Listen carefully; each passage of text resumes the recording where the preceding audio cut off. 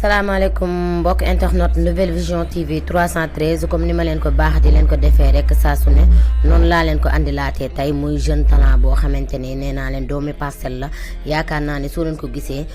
jarutul présenté di ngeen ko xàmmee ndax def na li nga xamante ni mooy tata bi def li nga xamante ni mooy Amina ak mbëggeel ak takkil jabar ak yeneen damay daal di bàyyi rek ndaanaan boobu mu daal di présenté wu rek ngir ñu xam moom mooy kan nuyu naa la ma lay bàyyi nga nuyu ak internet bi. jërëjëf Facha maa ngi lay ziar encore une fois di kontaan vraiment ci audience bi ngeen ñu may parce que dañuy wax ne ku ko def ku ko wax la bëgg. car si yaakaar naa ko ko wane amul fayam. donc ñu ngi leen ziar di nuyu képp koo xamante ne xam nga Baye Prophet alias Toro la.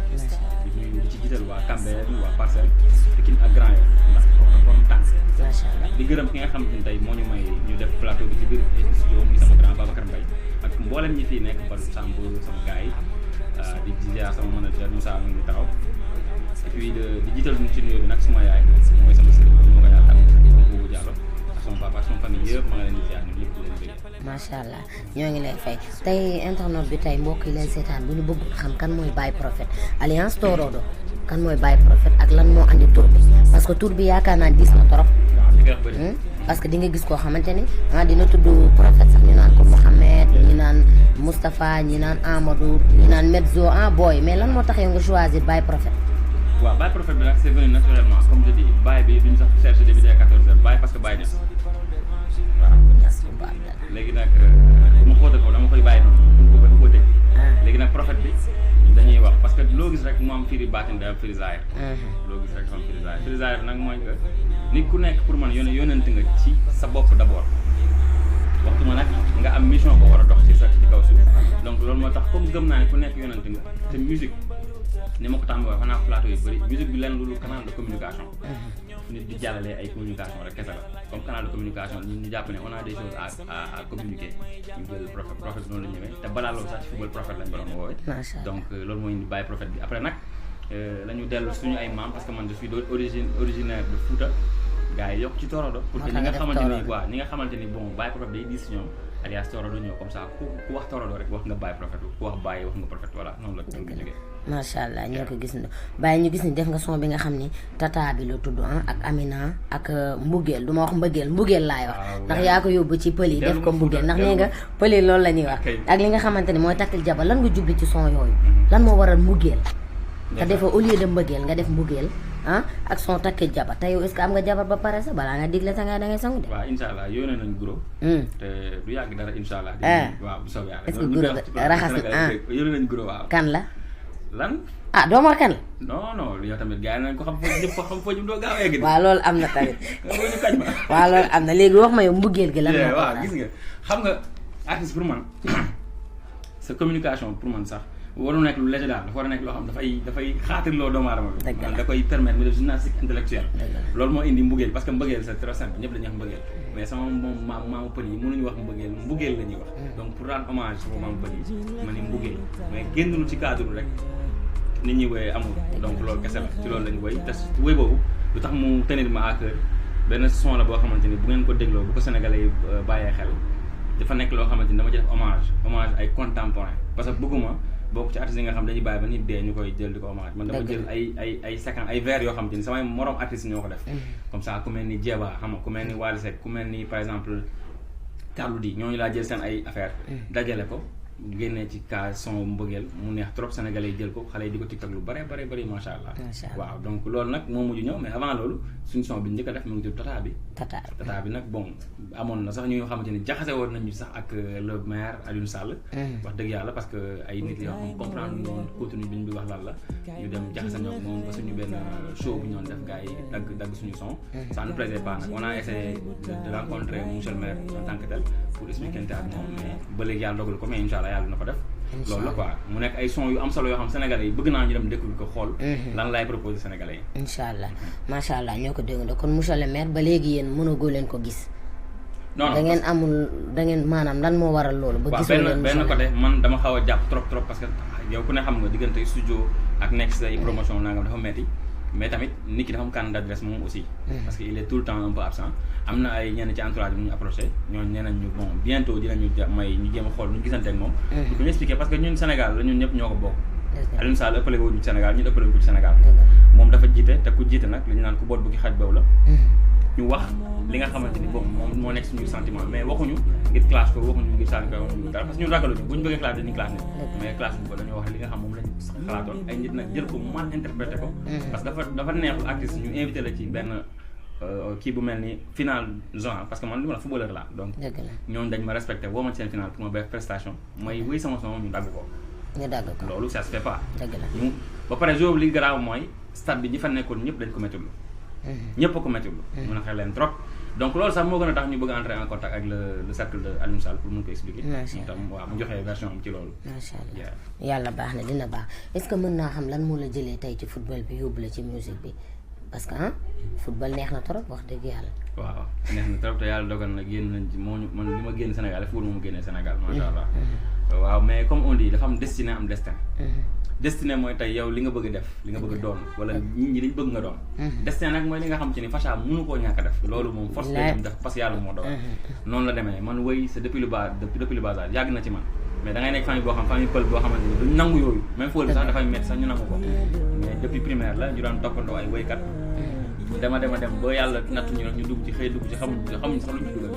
waaw mais ñu ngi ci daal en tout cas ñu góorgóorlu dëgg la waaw di bay suñu waar macha allah yàlla baax na bay suñu waar mu mel ni que tey 18h rek da nga war a génne Family First benn son bees lan nga ñu mën a wax ci loolu ñu comprendre ko loolu son bu doy waar la nag Family First bëgg naa Sénégalais yëpp bu 18h ñu dem YouTube comme parce que xam nga tax pour man mbëggeel moo gën a doy waar mbëggeel neex na de man lépp li may yor yëpp bu génn rek day suul bi ci des loolu la sama manager di wax dafa ne moom macha allah tarkaal am nga lu raar mooy son boo génnee mu dàq bi passé te bi passé terewul day neex dëgg la Family First man dama ni bëreet rek am ginnaaw am ñu bëri ñu may jàppale bëgg naa lim mais su ma limee dama am ñu ma bàyyi sa xaju fi mais ku ci nekk rek bu déggee xam na li may wax léegi nag Family First li ko tax a jóg mooy dama doon remercier ñooñu nga xam te ni tey ñoom ñooy jël seen alal wala jël seen doole seen temps seen lépp di ko def ci man ma rendre le hommage ci son boobu rendre le hommage aussi sama première fan man si nga xam moom moo gën a fan ñëpp muy sama yaay ma rendre ko ci hommage léegi nag son bi li tax mu am spécificité bu tax ñu dugal ko tey mooy que benn son wu Youssou Ndour la bu ñu def te son bi ñu ngi ko def yaa 9 mois ci ginnaaw comme ñu ngi gis nag fan yi ñëpp ñu ngi yëngu ci jël ci lesaan góor gi dar bi nga xam mooy gis ne moo jàngal ñëpp ñun tam ñu ne nañ dugal suñu bos rek ñëpp gisaale macha allah ñëpp gisaale bokk ci coow yi yaakaar naa ñoo ko déggandoo ñoo ko gisandoo tamit comme niñ leen koy waxee rek saa su ne Facha Actu nee nañ leen dafa ëmb lépp ñëpp laay seet si tey nag sama taalibe baay bi ma seet si dama kontaan tey est-ce que mën nga ma wax tey ci musique bi nga nekk ni ak coowu musique bi fan yi ni mu baree diggante Wally Seck ak Sidi Diop diggante Sidi Diop ak Prince Abi ñi naan the best lii the best la ndax coow loo dégg nga ko lan nga ñu si mën a wax lan nga si mën a wax askan wi ak naka nga ko jàngatee. waaw man ni ma ko jàngatee rek mooy que malheureusement les ambitions sont minimes tey ñun musique sénégalaise ñun jeunes yi surtout war nañ am beneen yitte budul ñi am ay tiraillement suñu biir yoo xam mën na ñàkk léegi la question que je pose au Sénégal mooy tiraillement bi am ci diggante boo yooyu noonu tey lan la apporté musique sénégalaise dara coolu éphémère lay doon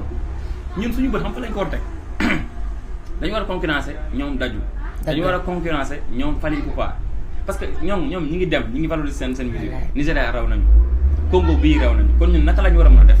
ba suñu musique ñu exporté foofu mooy coow li classe yi foofu la war a nekk mais des débats de bas étage maa moom son bi moom moo ko kii ko jël kii jël ko yooyu mën na ñàkk pour man damay constater rek que dans la musique Sénégal en général dafa manqué professionnalisme te wax dëgg yàlla comme ni nga ko waxee les ambitions sont minimes coow li eggul Abidjan coow Sidi Diop ak nangam sax eggul Abidjan de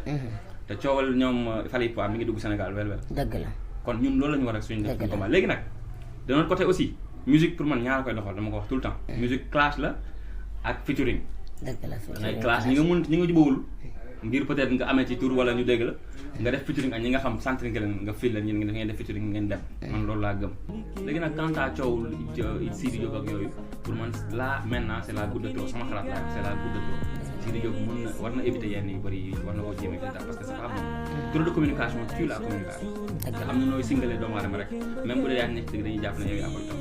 ndax Wally warul nekk benn site bu teg ci kanam rek sinon dafay xaw a ndiru li Olof Ndiaye di wax ne kuy boo yar ba mu màgg yow lay njëkk a mbëkk waaye te coow dama ci am ku ma ci dégg koo xam man xaw na ma bett tuuti parce que dafa am talent muy Tarba Mbaye dama déglu démb sawnam Tarba Mbaye il a du talent am ginnaaw Grand Dakar ñëpp nekk ci ginnaawam donc pourquoi muy génne son pour prendre parti moo ko Wally bala lañ seex ba moom muy jël parti carrément. kon moom son bi mu def dafa maanaam lu mel lu gaaruwaale Sidi wala lu lan la wax foofu. Sidi kii yaakaaroon foo doon toog moo daan jooyloo tout le temps tey nga xëy ne yaa ngi koy def. moom dafa tudd tur carrément. te loolu mën na ñàkk parce que tey moom dafa am yoonam moom. dëgg la muy moom tey muy Momo Dieng c'est déjà que je respecte Wally Seck Youssou ay Sidi Diop dama leen respecté parce que ñi ngi liggéey au moins ñi ngi teg dara. mais am na coow yoo xam mën na ñàkk la preuve seetlu Wally Seck doo ko dégg mu tontu kon nañ moytu yenn coow yu ndaw yi. artistes yu ndaw yi respecté artistes yu mag yi. artistes yu mag yi aussi yërëm artistes yu ndaw yi. ku nekk joxe li nga am ñu jàppalante ñu liggéey dans le cadre ñu industrialiser suñu musique Sénégal ba léegi amul industrie loolu dafa ñaw amul industrie kenn mënu fi génnee album di ko jaay mënul nekk loolu lañ war a xalaat nañ ko ñu def moo gën coow yi ñàkk fay di amul sens. amul sens quoi. dogguma la ba mu mel da nga wax sa biir wax daan ne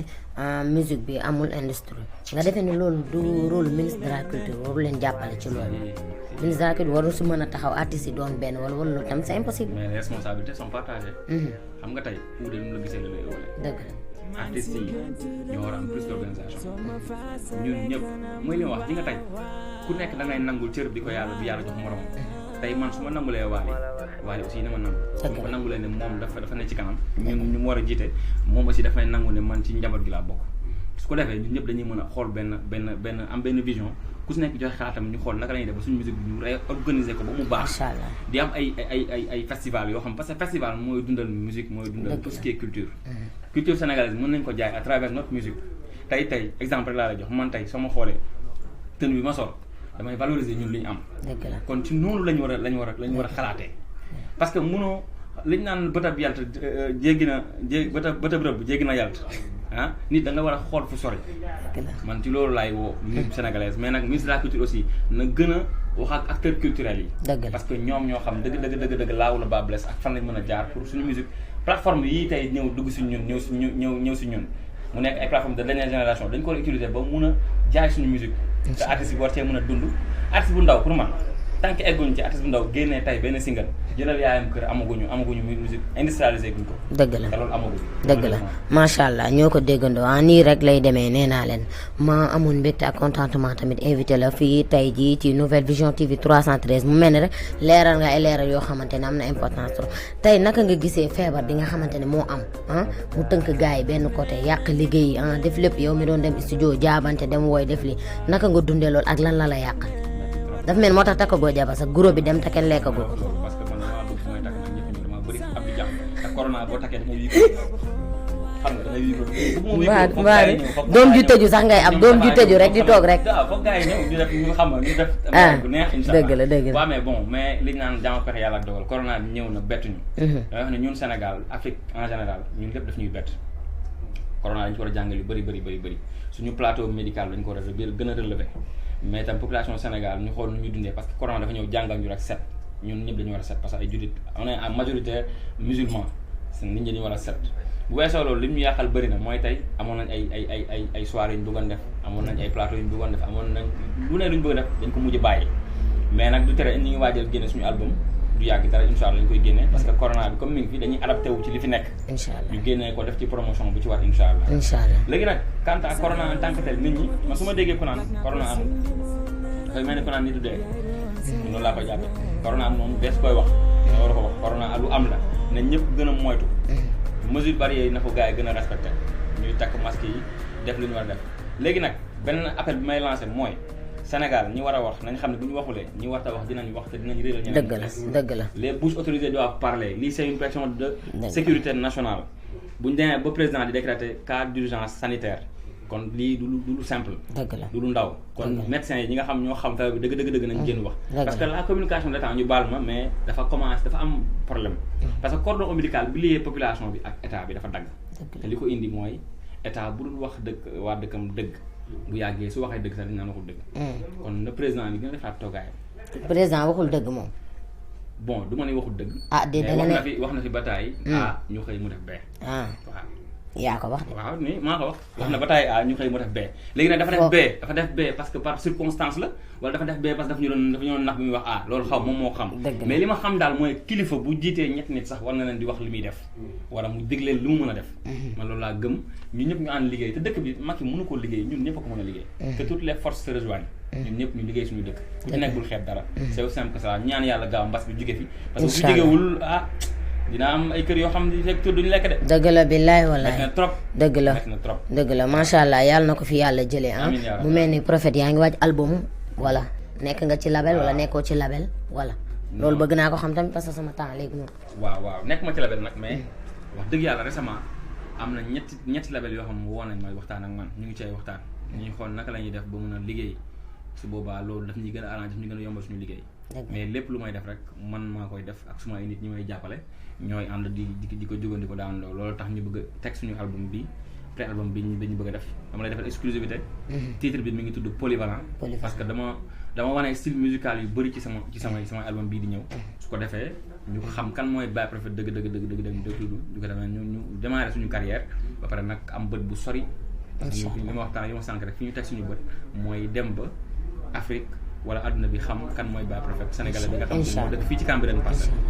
incha allah yàlla na ko yàlla dafa am internet Nouvelle Vision TV 313 nii rek lañ koy defee balaa ngay tàggatoo ak askan wi di leen bàyyil benn message dama bëgg rek nga waxal ma lu baax koo xamante ni sama tonton la sama xarit muy Alassane Fall kooku taalibe Baye la doyloo Baye Makhtar Ka doyloo Baye Janka kooku nee naa la ñaanu yaayam moo tax du sol yére tubaab yére olof rek lay sol bëgg ñaan gi di dugg rek ma koy encaissé yàlla na sa jàmm yàgg sama tonton bi damaa bëgg nga sikaral ma ko benn sikar rek Alassane lu tudd dafa doyloo Maulana Cheikh Ibrahima ak Cheikhou Tidiane. waaw doyloo na ko jara doyloo. xam ndamal Sénégal la ndamal Afrique la. macha allah nee naa Baye ku ko yab da ngaa génn fii ci bitim réew. wallaay demoo Nigeria mbaa nga dem feneen ak feneen. boo génnee frontière rek ndeysaan di nga xam kan mooy Baye Niass. man mii yàlla nattu ma wala yàlla wërsëgal ma xaw a génn tuuti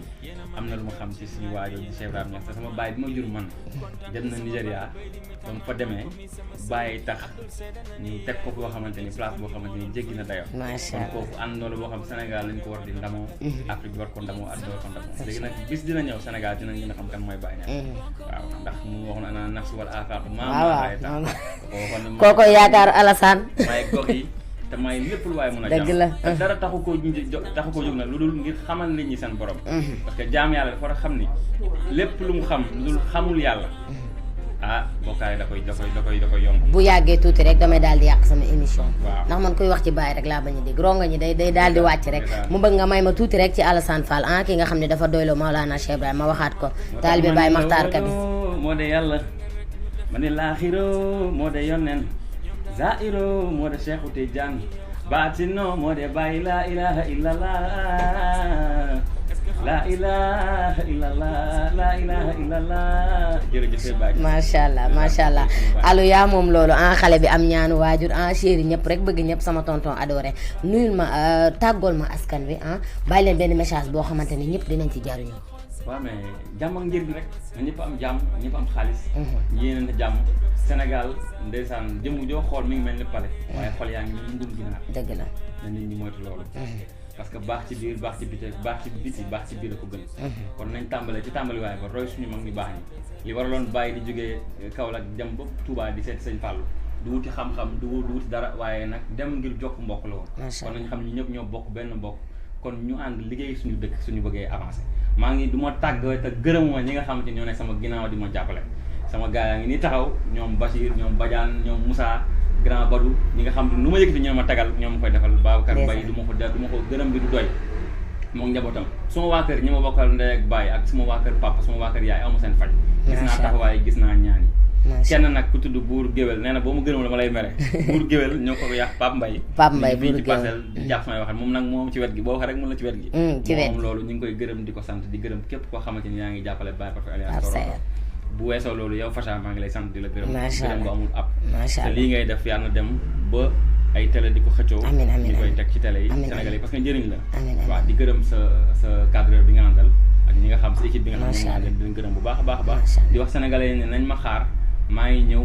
ak ay affaires yoo xamante ni waxuma ne dinaa def lu kenn mës a def waaye dinaa def loo xamante ni nit buñ ko déggee dinañ xam ni kii li muy def nii làmbatu ko da koo mën incha allah macha allah ami internet Nouvelle Vision TV saa su ne rek nii laa leen koy defalee nee naa leen saa yoo leen di commentaire sama xol dafay sedd naan ma Facha andil ma kii